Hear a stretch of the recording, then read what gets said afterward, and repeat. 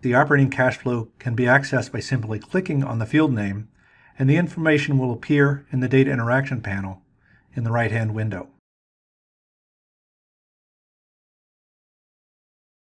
Quotient provides a number of methods to consume and interact with the data.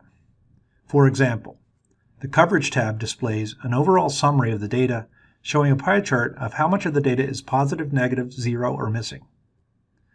We also have a view that shows the evolution of the cross-sectional dispersion of a data set through time, as well as a histogram of the data, which is helpful for understanding the sign convention and the scaling of the underlying data. The user can also click on the Report tab to interact with the individual data points. There are many viewing options in this control panel for performing operations such as filtering, sorting, and currency translations. So if you want to look at information for particular securities, you can easily create a filter where the security identifier is equal to one of a list of preferred identifiers. In this case, I'd like to see data for IBM, Apple Computer, General Electric, and Ford. When we apply this filter, the data view will then be limited to those specific securities that were requested.